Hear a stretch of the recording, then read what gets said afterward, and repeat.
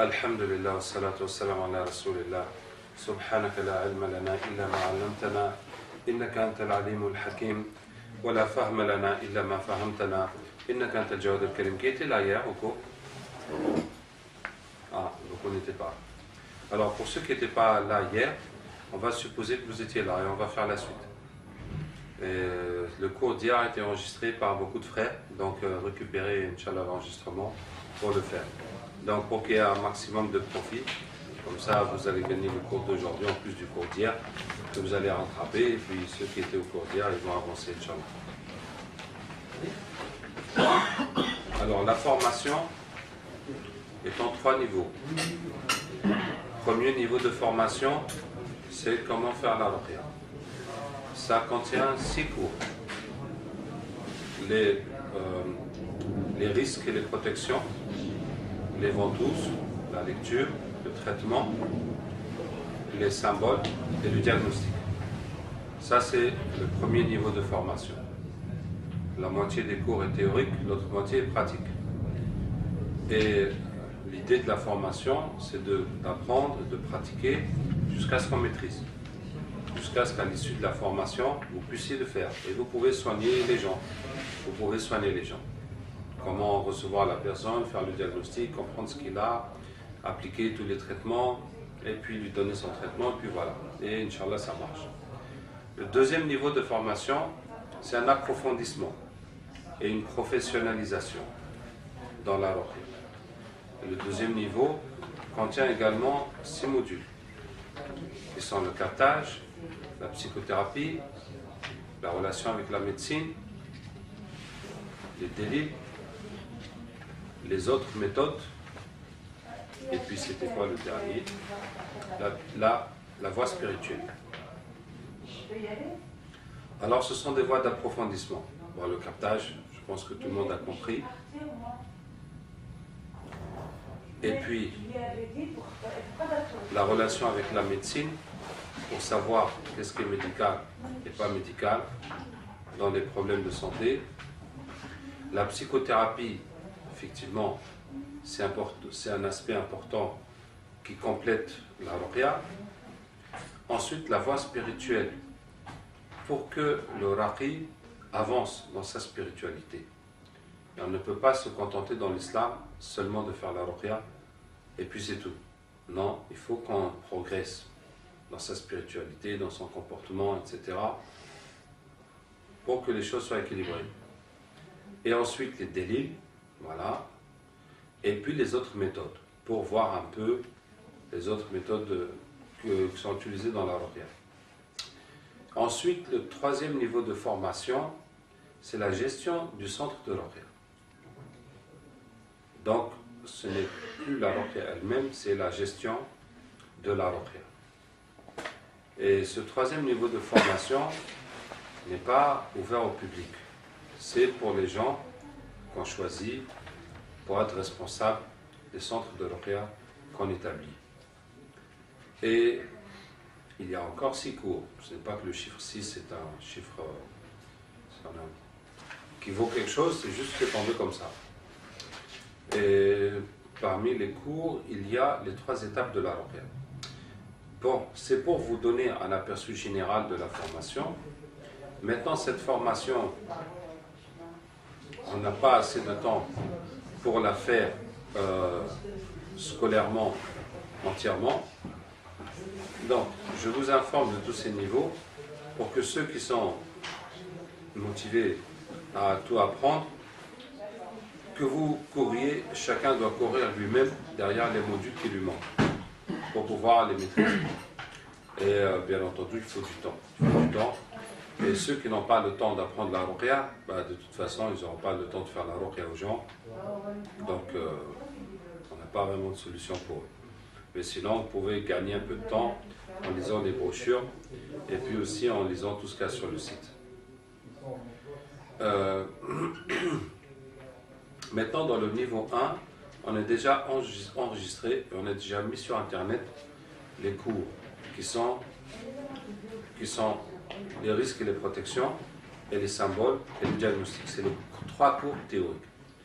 Les 3 cours pratiques du niveau 1 qui sont la ventouse, la lecture et le traitement, ben ça, ceux qui sont venus aujourd'hui, ceux qui peuvent encore venir demain et après-demain, vous pouvez vous initier à la pratique de ces aspects-là.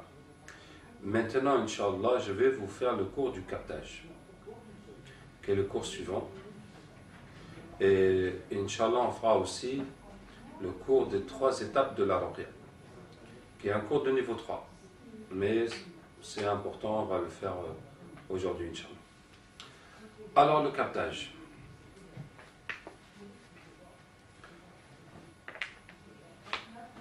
Qu'est-ce que le captage? C'est amener les djinns à travers un capteur. Le capteur est quelqu'un qui était possédé, qu'on a soigné jusqu'à ce que les djinns sont partis, et ça lui a laissé une ouverture entre lui et le monde des djinns qui permet de les attraper.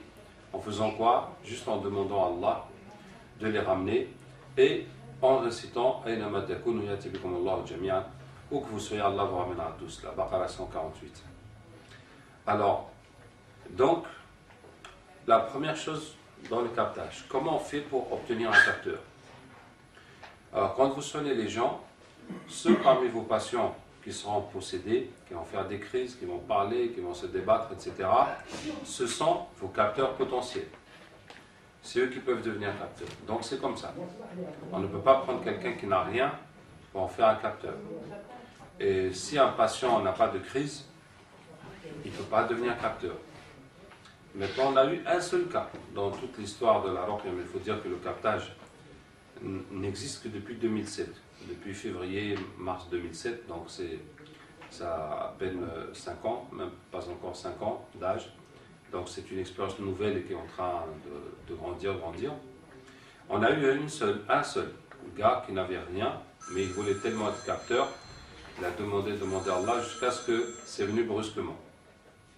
Bon, ben, en tout cas, si on demande à Allah, si Allah te donne, ben voilà, ça sort de la règle. C'est une exception. Sinon, il faut que la personne soit possédée pour devenir capteur. Donc, quand on soigne quelqu'un et que les djinns se manifestent, on va dire, réciter le kursi. Enfin, si on est en train de faire la ruqya, on continue. Parce que la personne a des ventouses, on doit finir la ruqya pour enlever la sorcellerie qui est liée avec pour laquelle on a fait les ventouses. Donc de toute façon, on finit la lecture. Maintenant, il est possible que si on est nombreux, qu'il y en a qui finissent la lecture et il y en a qui attaquent le djinn en lisant avec le kursi ou d'autres versets de torture. Et en même temps, on frappe sur son cou comme ça pour le tuer, pour lui découper la tête. S'il se manifeste ailleurs dans le corps, on peut taper ailleurs dans le corps pour l'affaiblir, pour le découper. Bon, jusqu'à ce que le djinn, jusqu'à établir un rapport de force en notre faveur. C'est ça.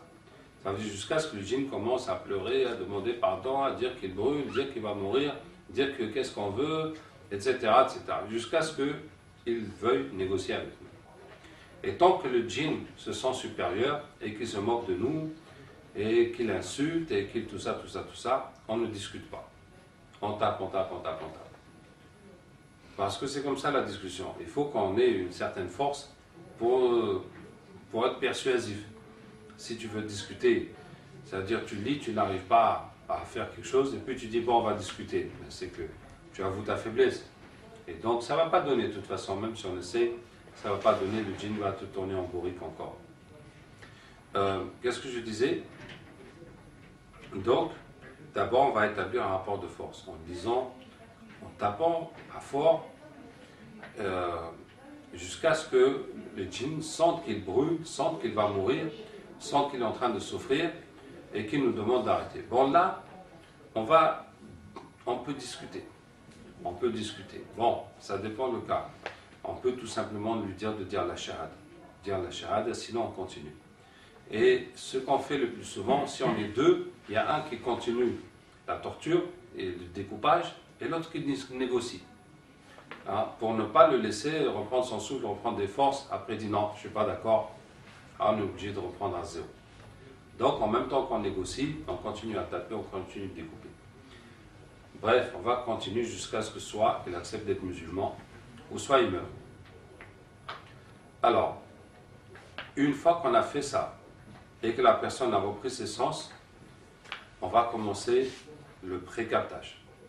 Ça veut dire, on va dire à la personne maintenant, on va ramener le suivant, le djinn suivant. Si celui-là, il est devenu musulman, on va dire, bon, vous êtes combien chez lui? On va dire, on est 3, on est 10, on est 1000, on est 100 000.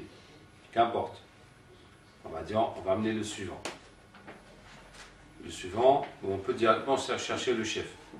Bon, en général, avant d'arriver au chef, on en prend quelques-uns d'abord, avant de chercher le chef. Bon, quand le chef se convertit, tout le monde se convertit, donc ça nous fait des économies de travail.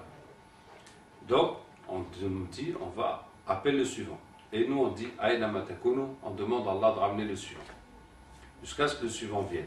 Bon, à partir du moment où on en a eu un qui s'est converti, normalement, tout le reste doit être plus facile. Hein, tous les autres doivent être de plus en plus faciles. Si le premier on l'a tué, bon, il est possible qu'on soit obligé d'en tuer quelques-uns avant d'en trouver un qui se convertit. Vous voyez? Et des fois, ça peut être très long.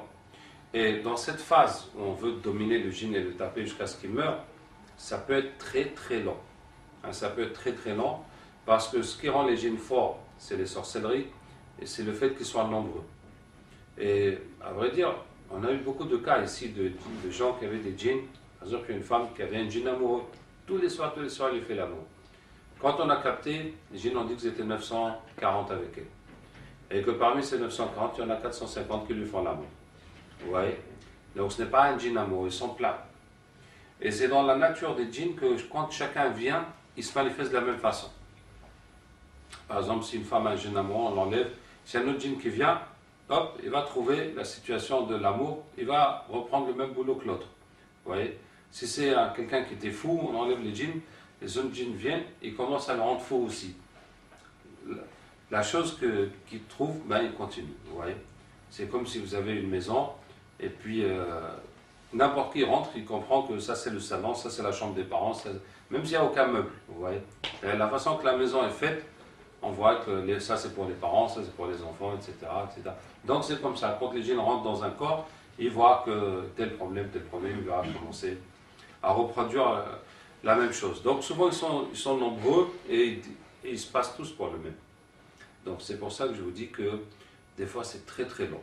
Et en tout cas, il faut y aller, continuer. La bonne nouvelle, si je puis dire, que ceux qui ont le plus souffert des djinns vont donner les meilleurs capteurs. C'est que, c'est tellement vert, les djinns ont tellement fait, etc. etc. Donc, ce qui fait que quand ils vont à leur tour attraper les djinns, ben, ils vont être très efficaces pour les attraper. Alors, donc, si le djinn s'est converti, alors on va lui dire, maintenant on demande à Allah de ramener le suivant. On ramène le suivant, après 2 ou 3, on va chercher le chef, on va chercher à les convertir tous.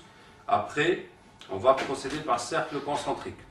C'est-à-dire qu'on va chercher autour du capteur. Si on a fini les djinns qu'il y a en lui, on va chercher les djinns qu'il y a autour de lui, les djinns qu'il y a dans sa maison, les djinns qu'il y a dans sa famille, les djinns qu'il y a dans son travail, et les djinns qu'il y a chez tous les sorciers qui lui ont fait la sorcellerie, qui ont envoyé ces djinns. Et une fois qu'on a fini de ramener tous ces djinns et qu'ils se sont convertis et qu'ils sont partis, donc là, il est devenu capteur. À partir de là, on peut l'utiliser pour enlever les djinns des autres personnes. Les autres personnes pour les ramener, les convertir, les faire partir. D'accord? Donc ça, c'est le premier point dans le captage. Comment on fait pour obtenir un capteur? Maintenant, comment ça fonctionne le captage? Alors, on a le capteur, on a un patient, on va ramener les djinns qu'il y a chez le patient, on incite à jusqu'à ce qu'il vienne.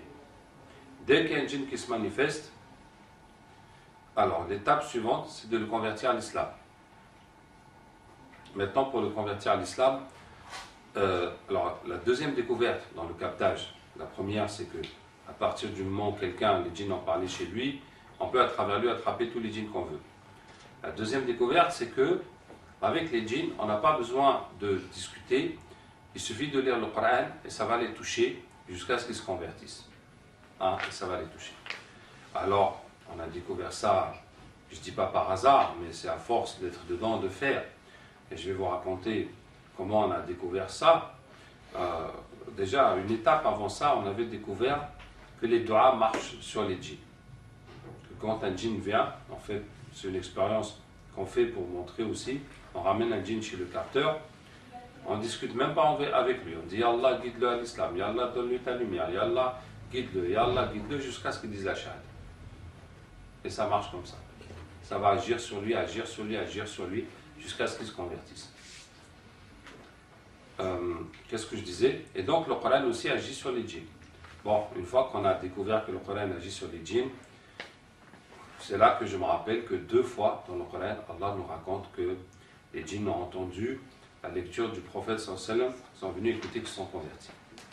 Sans explication, sans commentaire. Malheureusement, on n'a pas pu profiter de ces versets, de ces signes qu'Allah Ta'ala a mis pour passer par cette voie coranique pour prêcher les djinns, jusqu'à ce qu'on a fait des années à négocier, à convaincre les djinns de l'islam et pour ensuite comprendre que ce n'était pas utile. Ce n'était pas utile, il suffisait de leur dire le Coran et puis ça allait les toucher. Donc, pour convertir le djinn, on a plusieurs possibilités.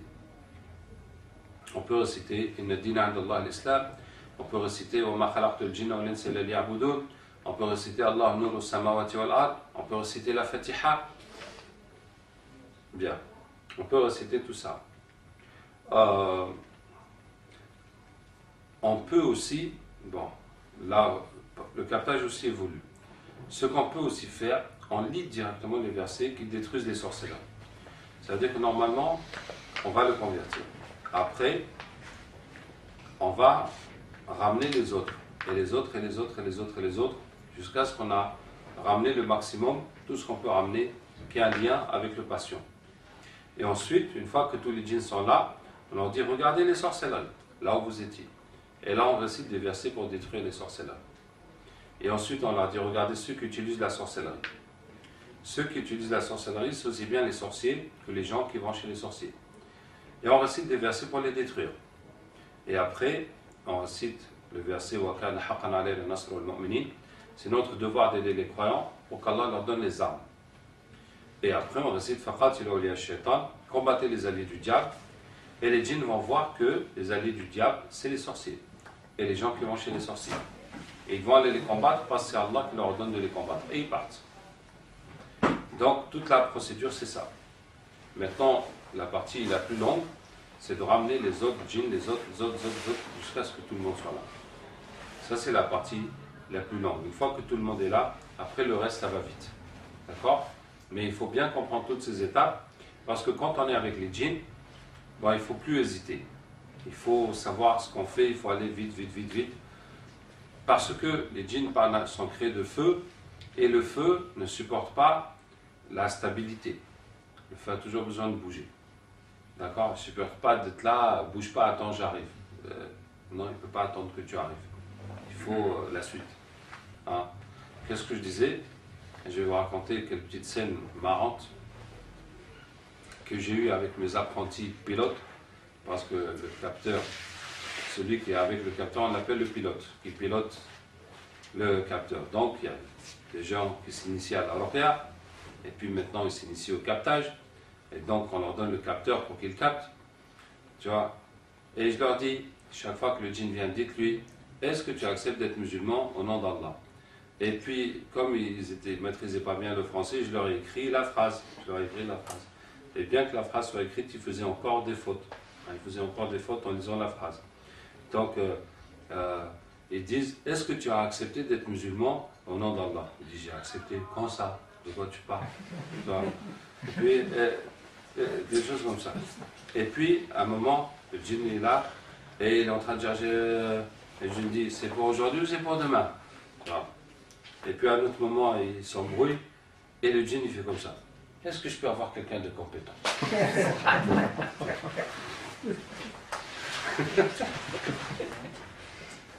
Les deux versets sur Awliya ash-Shaytan Nasr min Allah. Wa kana haqqan alayna nasrul mu'minin, sourate Ar-Rum, verset 40, si je ne me trompe pas. Et Faqatilu awliya ash-Shaytan, sourate An-Nisa, verset 75. Excusez-moi, j'avais une question. Oui. Est-ce qu'il y a des risques pour le capteur? Je dirais une fois qu'il capte. On en parle. Donc, je disais quoi? Le captage. Donc, voici la procédure. je vous disais que il faut maîtriser, il faut aller vite, il ne faut pas hésiter, il ne faut pas rester à tâtonner. Parce qu'avec les djinns, ça ne va pas. Et quand les djinns s'énervent, eh ben, ça fatigue aussi le capteur. La personne qui a le djinn, et quand le djinn ne va pas bien, la personne aussi, ça l'énerve, il se sent mal. Vous voyez? Bon, on va dire c'est comme si quelqu'un ne conduit pas bien une voiture, ben, lui il souffre et la voiture aussi souffre. Ça fait à peu près ça. Hein? Et donc on a des capteurs, quand on donne à des nouveaux de capter avec eux, bon, si le nouveau n'est pas dégourdi, le capteur il va refuser de capter avec eux parce que ça le fatigue. Et surtout, bon, ce qui est un peu incompréhensible, tu vois, c'est que les nouveaux ils captent avec le capteur, puis le capteur dit non, ne fais pas comme ça, fais comme ça, et lui il fait toujours la même erreur. Donc, est-ce qu'il s'embête ou bien est-ce qu'il croit que c'est lui maintenant le super pilote qui va maîtriser la situation? Bon, il faut quand même suivre. Quand on est en train d'apprendre quelque chose, le jour que tu seras toi-même le maître, ben, tu feras comme tu voudras. Qu'Allah nous aide. Donc, qu'est-ce que je disais? Alors, quand le djinn vient, pour le convertir à l'islam. Pour le convertir à l'islam, je vous ai dit, maintenant, si le djinn a des objections, il y a quelque chose qui l'empêche de devenir musulman. Alors, il y a des solutions pour tous les cas. Je ne peux pas vous dire qu'on a fait tous les cas possibles et imaginables. Non, il y a forcément des cas qu'on n'a pas encore vus. Mais, en tout cas, tous les cas qu'on a eu à traiter, on a trouvé des solutions. Et ça fait bien longtemps qu'on n'a pas trouvé de nouveaux cas. Donc, bon, ben, depuis le temps qu'on fait, a priori, il y a des solutions pour tous les cas. Maintenant, les solutions pour tous les cas, c'est vrai que quelqu'un qui ne maîtrise pas le Coran, alhamdoulilah, moi je connais tout le Coran, et en plus je connais la langue arabe, j'étudie le tafsir, etc. Bon, alhamdoulilah, j'ai quand même cette facilité. Tout le monde n'a pas cette facilité, c'est évident. Donc quelqu'un qui ne peut pas facilement maîtriser tous ces versets, bon, il y a toujours la solution du dua. Ça veut dire que si tu es coincé, ben, tu fais le dua, jusqu'à ce qu'il se convertisse. Mais quand même, je vais vous dire les cas les plus fréquents. Les cas les plus fréquents où le djinn a des objections. Alors, le premier cas, c'est quand il a un pacte avec les sorciers, et ce pacte dit que s'il trahit sa mission, il va mourir. Donc, c'est le cas le plus fréquent. Et là, le djinn te dit, je peux pas. Tu dis, deviens musulman, il dit, je peux pas. Maintenant, ça dépend avec chaque capteur comment ça se manifeste. Par exemple, avec Hamza, eh ben, ça se manifeste que, arrivé à la shahada, il essaie de dire, il n'arrive pas à dire. Il n'arrive pas à dire la shahada. Il bloque. À un moment, il n'arrive pas à prononcer la shahada. Donc, dès que le djinn dit, je peux pas, donc on lit le verset pour détruire le pacte. Bara'atu min Allah wa rasulihi lalladhina ahadtum minal mushrikin. Verset 1, surat 9. On lit, jusqu'à ce que le djinn fasse la shahada, tout simplement. Alors, si le djinn dit qu'il est amoureux, on lit وَمِنْ آيَاتِهِ الْخَلَقَ لَكُم مِنْ أَنفُسِكُمْ أَزْوَاجًا. Parmi ces signes, il vous a créé de vous-même des épouses ou des époux, il a mis entre vous l'amour et la miséricorde. Il y a en cela des signes pour les gens qui réfléchissent. Surah 30, verset 21. Quoi d'autre? Si le djinn dit qu'il ne connaît pas l'islam, tu dis Inna dina 'inda Allah l'islam. Inna dina 'inda Allah l'islam. Inna dina 'inda Allah l'islam. C'est tout. Et Inch'Allah, ça va le convertir. Si le djinn dit qu'ils sont créés pour l'enfer, c'est les shayatines qui disent ça. Ils disent qu'ils sont créés pour l'enfer. Tu dis وَمَا خَلَقْتُ الْجِنَّ وَالْإِنسَ إِلَّا لِيَعْبُدُونِ. Je n'ai créé les djinns et les hommes que pour m'adorer. Maintenant, pour les shayatines, on peut dire aussi les versets sur shaitan. Quand il y a des shayatines qui sont très attachés à Iblis, donc on lit إِنَّ الشَّيْطَانَ لَكُمْ عَدُوٌّ فَاتَّخِذُوهُ عَدُوًّا إِنَّمَا يَدْعُو حِزْبَهُ لِيَكُونُوا مِنْ أَصْحَابِ السَّعِيرِ. Shaitan est votre ennemi, prenez-le comme ennemi, car il appelle ses gens à être des partisans, il appelle ses partisans à être des gens de l'enfer. Ça c'est Surat Fatir, Surat 34, verset 6. Je crois bien que c'est le verset 6. Il y a un autre verset pour Shaitan qui est encore plus efficace dans les cas durs. Bon, dans les cas durs où les djinns sont très sataniques, c'est le verset qui est beaucoup plus lent. Et Shaitan dit quand tout est fini, Allah vous a promis une promesse vraie et moi je vous ai promis, je vous ai trompé. J'avais pas de pouvoir sur vous sauf que je vous ai appelé, vous avez accepté. Alors ne me faites pas des reproches, faites-vous des reproches à vous-même. Moi je peux vous aider en rien, vous ne pouvez m'aider en rien. Je renie tout ce que vous m'avez associé auparavant. les transgresseurs, les injustes ont un châtiment de lourd. Ça c'est dans Sourate Ibrahim. Sourate Ibrahim, par contre le numéro de verset c'est à peu près 25.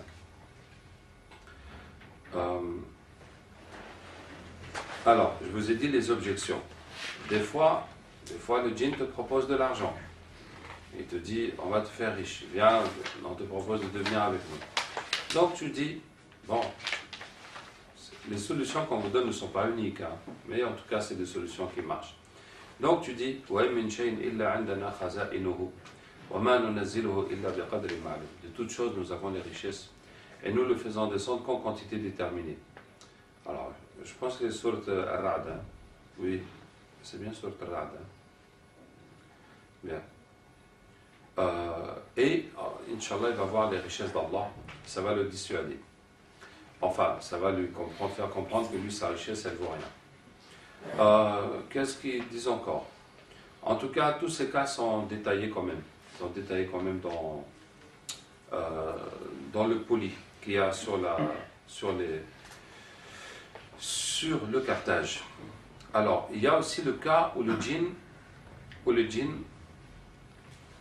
a été frappé, hein, où le djinn est malade, où il a été handicapé, où il a été frappé, ou bien le djinn est muet, ou des fois il dit que le sorcier lui a cousu la bouche, enfin il ne peut pas le dire parce que justement sa bouche est cousue, ou en tout cas il a un problème quelconque. Donc si le djinn est malade, d'une façon ou d'une autre handicapé, tu lui récites la Fatiha, Inch'Allah il va guérir. Voilà. Donc s'il dit que lui il m'a frappé, il m'a coupé, il m'a handicapé, tu récites la Fatiha, il va guérir. Bon, donc toute envie de vengeance est partie. Qu'est-ce que je vais dire encore? Bon, des fois il dit que sa famille sont retenues en otage. Donc on va faire une amatekunu pour ramener sa famille. Et s'ils sont attachés, on va lire le verset du cadenas. Est-ce que les mécréants n'ont pas vu? Les cieux et la terre étaient attachés et on les a éclatés. Et on a fait de l'eau toutes choses vivantes, nous serons. Est-ce qu'ils ne croiront pas? Surat Al-Anbiya 21, verset 30. En répétant et ça va enlever les liens qui les attachent et ils vont venir. Bien. Je vous dis entre parenthèses, des fois les djinns ils disent ouais on va attaquer ta famille, tu vas voir tes enfants. Alors on fait une amatekun pour amener leur famille à eux. Voilà, ça va les calmer. On dit voilà. Et puis ils disent quoi, mais qu'est-ce qu'ils font ici notre famille? Et toi tu as dit quoi sur ma famille d'abord? Donc ça le calme. Et subhanallah, depuis qu'on a fait ça, j'ai plus de djinns qui menacent ma famille. En tout cas, c'est de bonne guerre. C'est normal qu'ils attaquent nos familles, mais voilà, nous aussi, on peut ramener leur famille. Qu'est-ce que je disais? Donc, la première étape, c'est de le faire devenir musulman. Donc, s'il a des objections, quelles que soient ces objections, donc on a des versets pour régler ses problèmes. Bon, est-ce que j'ai tout dit? Maintenant, comment on sait qu'il s'est converti? Eh bien, c'est parce qu'il change des ténèbres à la lumière. Il était noir, il devient lumineux. Alors, des fois, la réaction se voit sur le capteur. Et des fois, le djinn même le dit, ah, qu'est-ce qui m'arrive? J'ai la lumière, etc. Et si on voit que c'est pas convaincant, on lui dit, comment il est encore? Et franchement, on n'a jamais eu un djinn qui a capté le truc pour dire ouais mon corps il est blanc, jamais. Ils disent mon corps est noir, tu vois. Ils ne sont pas tellement futés pour aller faire des plans, c'est assez simple. Il dit mon corps est noir. Donc s'il dit que son corps est noir, on lui dit répète encore la shahada. Et soit, bon de deux choses l'une, soit vraiment il se fout de notre gueule. Donc il fait juste la shahada alors qu'il n'y croit pas, juste pour nous esquiver, donc c'est un hypocrite, ou soit il a des péchés dont il ne s'est pas repenti, et c'est ça qui l'empêche d'avoir la lumière. Donc on va lui faire répéter la shahada, en même temps on va lire Inna al-munafiqina fi ad-darki al-asfali min an-nar. Les hypocrites sont au fond de l'enfer, et comme ça, et s'il maintient l'hypocrisie, il va mourir. Et ce sera la fin pour lui. Alors, est-ce que j'ai tout dit? Est-ce que j'ai tout dit? C'est quel verset le dernier là? Inna al-munafiqina fi darki al-asfali min an-nar. Et alors, si je ne me trompe pas, c'est à la fin de Surat al-Nisa, sinon c'est à la fin de Surat al-Ma'ida. في الدرك الأسفل من النار ولا تجد لهم نصيرا. Mais juste ça. إن المنافقين في الدرك الأسفل من النار. Les hypocrites sont au degré le plus bas de l'enfer. Bien. Donc ça c'est la première étape. Pour le faire, embrasser l'islam. Et maintenant on nous dit, on va chercher les autres qui a chez la personne, autour de la personne, etc. etc. Alors, il faut savoir, bon, dans le captage, en fait, la capacité des capteurs à ramener les djinns, elle n'est pas infinie, elle n'est pas limitée, mais jusqu'à maintenant, on n'a pas trouvé de limite. Ça veut dire au début, ça vient un par un, après ça vient 10 par 10, après ça vient 1000 par 1000, après ça vient million par million, c'est comme ça, c'est vraiment exponentiel. Hein, si vous connaissez la fonction exponentielle, pas l'expression qu'on dit, mais la fonction exponentielle, ça veut dire que au lieu de faire 1, 2, 3, 4, 5, on fait 1, 10, 100, 1000, 10 000, 100 000, c'est comme ça, la fonction exponentielle. Chaque fois, ça se multiplie. C'est comme ça, avec les djinns. Les nombres sont incroyables. Incroyables. Donc les nombres sont tellement incroyables que des fois, on ne veut même pas savoir c'est combien. Voilà. Pour vous donner juste un exemple du nombre incroyable, on était à l'île Maurice, et à côté du centre, il y avait un temple hindou, il y avait des statues, que les gens adorent, ils leur font des offrandes et tout, et tout, et tout, et tout. Et on a capté pour le temple, on a dit à combien de djinns là-bas, ils ont dit 99 milliards. Et c'est un petit temple, comme on dit, une petite mosquée dans le quartier. C'est pas un grand temple, Zama, où les gens viennent faire le pèlerinage de loin, non. C'est juste là, dans le quartier. Imagine, 99 milliards dans un petit temple, ne parlons même pas du reste quand même. Vous voyez? Donc c'est des nombres faramineux. Hein, faramineux. Voilà. Maintenant, il y a une réalité dans le captage qu'il faut comprendre, c'est que chaque fois qu'on change de capteur, les informations changent. Mais ce n'est pas vrai que pour le captage, c'est vrai pour les djinns. Ça veut dire, même une personne, il a plusieurs djinns, chaque djinn qui va venir, il va raconter une autre version. Hein? Et si c'est, en tout cas c'est agib, wallah. Si c'est deux personnes, chacun il a un djinn, ils vont raconter des versions différentes. Et même si c'est le même djinn qui vient chez quelqu'un, puis qui va chez quelqu'un d'autre, la version encore sera différente. Et ça, il faut le comprendre que c'est un système de projection. Ça veut dire que le monde des djinns, la réalité du monde des djinns nous échappe. Ça c'est sûr. On ne peut pas saisir la réalité du monde des djinns. Tout ce qu'on en connaît, c'est des projections. Vous voyez, des images. Une projection, ou bien une image, c'est la même chose. Maintenant, si je prends une image de toi, si c'est de face, c'est une image. Si c'est de côté, si c'est de dos, si c'est de haut, si c'est d'en bas, c'est une image. Toutes les images sont différentes. Et si je rentre dans ton oreille et que je prends une image, ça va être différent. Si c'est dans la bouche, c'est différent. Vous voyez? Donc il y a tellement d'images différentes qu'on peut prendre de la même personne. Et c'est à peu près comme ça chez les djinns. Et c'est déroutant. En vérité, c'est déroutant. C'est déroutant, mais je vous dis pour que... Mais on accepte. Tu vois, on accepte. Et puis, par exemple, on a eu des capteurs qui se... Pas qui se disputaient, mais ça a posé un problème. Un, il dit, lui, il a ça. L'autre, il dit, non, il a ça. Hein? C'est pour ça qu'on n'utilise pas le captage pour faire le diagnostic. Et on ne cherche pas à travers le captage des informations. C'est juste pour enlever les djinns qu'il y a chez la personne, les convertir, les faire partir. Tu vois? Et donc ce que je leur ai dit à ces capteurs, bon, si toi tu dis que c'est rouge, ben on lève le rouge. Si toi tu dis que c'est vert, on lève le vert. Voilà, chacun n'a qu'à enlever ce qu'il a trouvé. Et puis c'est tout. Et puis souvent ça marche comme ça. Souvent ça marche. Parce que si je prends une photo de face, maintenant je le tue de face. Et si je prends une photo de dos, ben je le tue de dos. Et si je prends une photo par haut, ben je le tue par haut. Et le résultat c'est le même. Vous voyez? Donc même si les explications sont différentes, du moment qu'on a réussi à s'en débarrasser, classe, c'est tout. Ouais. Bon, donc c'est pour vous dire que les descriptions là, des djinns, c'est différent selon le point de vue, selon chaque fois qu'on change de point de vue. Alors, qu'est-ce que je disais? Il y a l'étape de convertir les djinns. Après, on ramène les autres. Et les autres, et les autres, et les autres. Et ça, c'est très important, pour plusieurs raisons. Premièrement, pour la guérison du malade. Ça veut dire que, souvent, il y a des djinns à l'intérieur, des djinns à l'extérieur.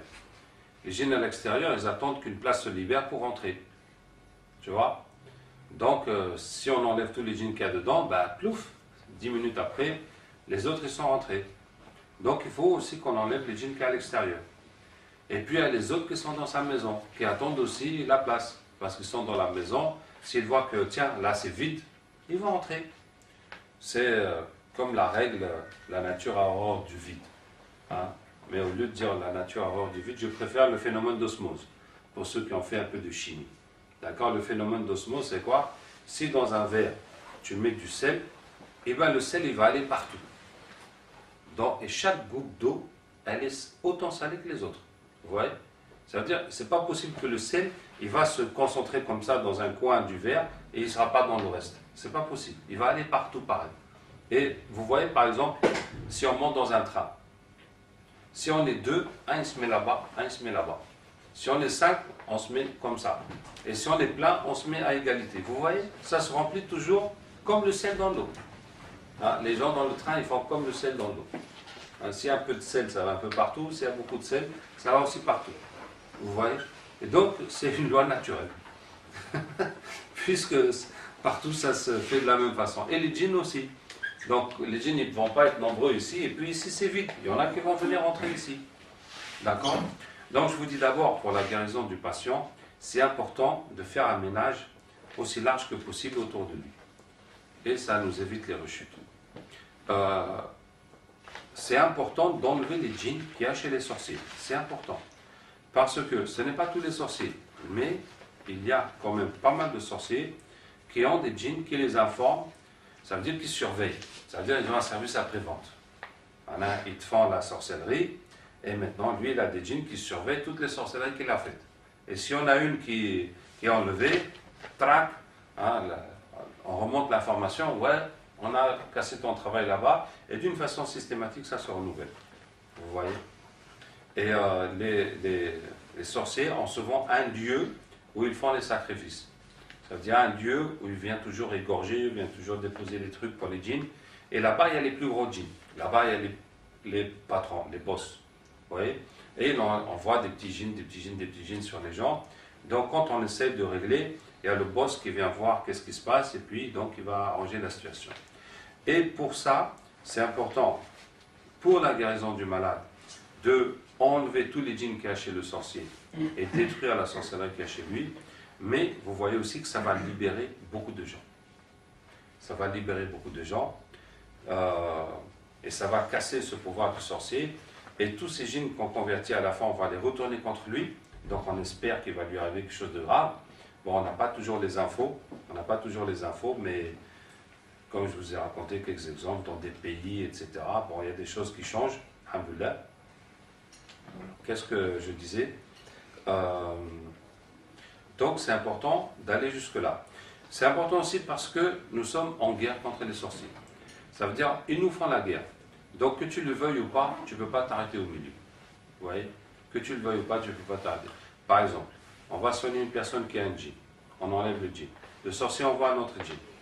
Si on enlève le sorcier, on envoie un autre djinn. Maintenant, on doit aller chez le sorcier, enlever le djinn qu'il y a chez le sorcier. Maintenant, le sorcier, si on enlève ses djinns, lui, il va repartir dans la forêt, il va repartir dans le cimetière, faire des rituels, des trucs, pour amener des nouveaux djinns. Maintenant, nous, on est obligé d'aller là où le sorcier va pour enlever les djinns qu'il y a là-bas. Bon, quand le sorcier voit que ça ne va pas, il va appeler des autres sorciers. Il dit, venez, il faut m'aider, il y a quelqu'un qui est en train de casser mon travail.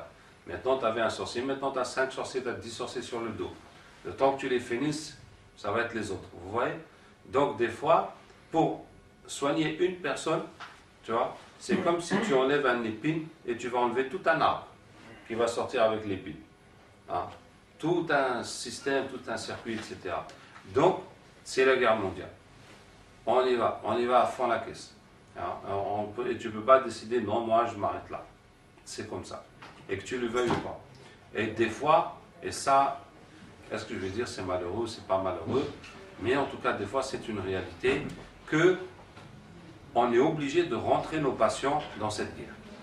On est obligé de rentrer nos patients. Ça veut dire le patient, il faut qu'il se batte contre les djinns, il faut qu'il se batte contre les sorciers. Et des fois, il y a des sorciers qui travaillent contre nous et qui cherchent nos patients pour leur refaire la sorcellerie. Est-ce que vous voyez hein, la guerre comme à la guerre. C'est-à-dire le sorcier qui te déteste, qui ne veut pas que tu fasses la ruqya, il va te faire à toi. Et quand tu soignes quelqu'un, il va lui refaire la sorcellerie pour que le gars dise, depuis que j'étais chez lui, mais c'est pire. Tu vois? Pour que la ruqya ne puisse pas exister. Tu vois? Alors là, vraiment, il faut beaucoup de dua. Beaucoup de dua, de prière la nuit. Et le chercher pour le tuer. En tout cas, ça, c'est un autre truc. Ce qui fait que quand les cas deviennent comme ça, eh bien, les patients aussi, on va leur apprendre à se battre pour qu'on s'en sorte. Qu'est-ce que je disais donc, alors, on va regarder la chose autrement. Chaque patient qui vient, c'est pour nous l'occasion de casser plus de sorciers. Voilà. Hein? Et donc, nous, et surtout quand un patient nous dit qu'il est allé partout pour se soigner, à comprendre chez plein de sorciers, de marabouts, chez tous les trucs, parce qu'ils ne connaissaient pas. Et puis c'est maintenant qu'il arrive, ben voilà, pour nous c'est l'occasion d'enlever les djinns qu'il y a dans tout le circuit, dans tout le parcours qu'il a fait. Est-ce que c'est la niya qu'on doit avoir? C'est la chasse aux sorciers ou la guérison du malade? La première niya qu'on doit avoir. La première niya, c'est la guérison du malade. Mais le combat contre les sorciers, c'est aussi dans nos objectifs. Et c'est l'occasion. Et l'autre chose, quand on fait le captage, c'est d'enlever les djinns dans son travail. Alors, le milieu professionnel, ça dépend des milieux professionnels, mais des fois, il y a beaucoup de sorcellerie dans le milieu professionnel. Bon, en Belgique, en France, pas tellement. Mais ça dépend. Ça dépend là où on est. Mais si c'est en Afrique, c'est systématique. Le marché rempli de sihor et de djinns, forcément. Le sport rempli de sihor. Les administrations remplies de sihor. La politique, on n'en parle même pas. C'est le top. Tu vois? Donc chaque fois que quelqu'un vient et nous dit, moi je suis chauffeur de taxi, moi je vais au marché, moi je suis prof à l'école, moi je suis policier, moi je suis ceci ou cela, voilà. C'est l'occasion de pomper le maximum de djinns qu'il y a dans son travail. Et bien sûr, quand c'est un politicien, mashallah, là, on va s'en faire un max. Donc c'est ce qu'on fait avec le captage. Alors il faut savoir que ce bienfait du captage, comme toute ni'ma, Allah Ta'ala dit si vous remerciez, je vous rajoute, et si vous reniez, mon châtiment est douloureux. Donc comme Allah nous a donné ce bienfait, nous avons maintenant l'obligation de l'utiliser au maximum et de faire le maximum avec ça. D'accord? Par exemple, ce soir, Inch'Allah, dès qu'on a fini le cours, hein, on va partir avec le capteur. On va faire le tour des quartiers les plus pourris de Bruxelles pour aller ramasser un maximum de djinns là-bas. Et de tous les endroits, ou les monuments, ou les sites où on pense qu'il y a beaucoup de djinns. Voilà. Et on fait ça la nuit, après tout le boulot, on y va. Et puis il y a plein de trucs qu'on fait. En tout cas, si vous lisez le rapport, un de nos derniers trucs, subhanallah, c'est d'aller faire les bayan captages dans les bordels à Madagascar. Quel pays, qu'Allah ait pitié d'eux. Bon, alors je reviens sur la procédure du captage. 1, on amène le djinn. 2, on le convertit. 3, on va ramener tous les autres. Ramener, convertir, ramener, convertir, ramener, convertir, ramener, convertir. 4, une fois que tout le monde est là, qu'on a fini de tout ramener, on leur dit regardez les sorcelleries et on va lire des versets pour détruire ces sorcelleries. C'est 5 versets qu'on lit en boucle pour détruire ces sorcelleries. Bon, n'essayez pas du tout noter, en tout cas tout va venir, il y a un poli là-dessus. وَقَدِمْنَا إِلَى مَا عَمِلُوا مِنْ عَمَلٍ فَجَعَلْنَاهُ هَبَاءً مَنْثُورًا وَيُنَزِّلُ عَلَيْكُم مِنَ السَّمَاءِ مَاءً لِيُطَهِّرَكُم بِهِ etc.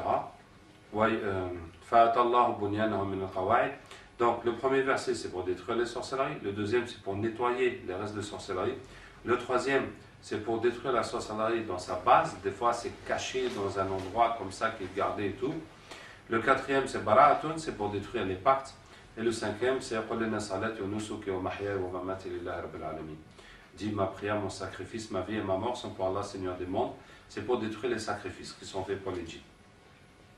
Donc on lit les 5 versions boucles jusqu'à ce que tout soit fini en termes de sorcellerie.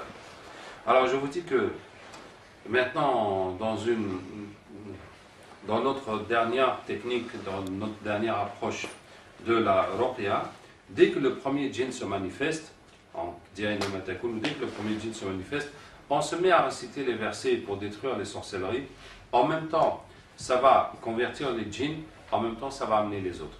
Ouais, ça va amener les autres. Comme une toile d'araignée, on prend un fil, on tire, et ça va amener les autres, jusqu'à ce que tout le monde soit là. Donc, si vous voulez, bon, nous, tant que ça nous fait gagner en temps, je ne dis pas en efficacité, parce qu'à la fin, tous les djinns se convertissent, mais tant qu'on peut faire ça plus rapidement, ça nous arrange. Hein? Et il faut savoir aussi que le capteur, plus on fait quelque chose avec lui, plus ça devient un automatisme. Un automatisme, tu n'as même plus besoin de lui dire, regarde les sorcelleries, il fait ceci, il fait cela, ça s'enchaîne, ça s'enchaîne. Et même le capteur, pour lui, c'est plus ça va vite, hein, et plus ça s'enchaîne, mieux c'est. Mieux c'est, il le fait sans se fatiguer, là, sans que ça prenne du temps. Et c'est important, hein, parce que, comme vous voyez, ces 2 jours qu'on est à Bruxelles, on a plein de monde, donc on capte du matin jusqu'au soir. Alhamdoulilah qu'on a 2 capteurs, un capteur et une capteuse, donc ils peuvent se relayer. Sinon, quand même, c'est fatigant. C'est fatigant au bout de plein de gens. Donc, plus on arrive à faire, à regrouper, à capter plusieurs personnes ensemble et à tout faire vite, ben, ça nous fait gagner en efficacité. Qu'est-ce que je disais? Donc, voilà les étapes. Alors, maintenant, on lit les versets pour détruire les sorcelleries. Ensuite, on leur dit, regardez les gens qui utilisent la sorcellerie. Ce qui recouvre aussi bien les gens qui font la sorcellerie que les gens qui demandent la sorcellerie. D'accord? Et on lit les versets pour les détruire. Les versets pour les détruire, bon, ils sont un peu compliqués. Bon, c'est un peu, bon, en tout cas, c'est des versets un peu pas communs, si je puis dire. Donc, ceux qui n'ont pas la facilité avec le Coran vont avoir du mal à les apprendre. Surtout qu'on les utilise très peu. Parce qu'on arrive là, au bout d'un tour, c'est fini. Au bout d'un tour, c'est fini.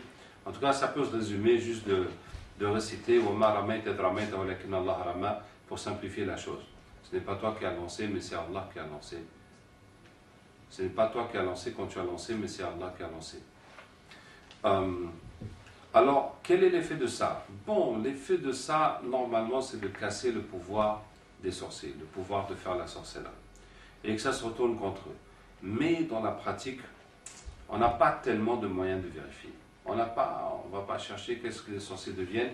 Et bon, à vrai dire, hein, il y a des fois où les sorciers recommencent. Donc eux aussi, ils sont des durs à cuire. Hein. Mais bon, je vais vous donner un exemple. C'est qu'on a fait ça récemment quand j'étais à... Ben, je ne vais pas dire le pays. Et donc, on a détruit, on a converti les djinns des sorciers qui travaillent pour les politiciens. Et puis après, on a encore capté pour eux, ils avaient des nouveaux djinns. Et les djinns nous ont dit, ouais, ce que vous avez fait, ben, ça a tourné au profit des sorciers. Je dis, ah bon, comment ça? Il dit, ouais, ben, parce que tout leur travail s'est stoppé, et les politiciens, tout à coup, ils ont vu que les choses ne marchaient pas comme ça devrait marcher. Et ils ont contacté les sorciers, ouais, mais qu'est-ce qui se passe? Le travail que vous faites, ça ne donne plus. Et ils ont dit, ouais, ben, il faut des nouveaux sacrifices.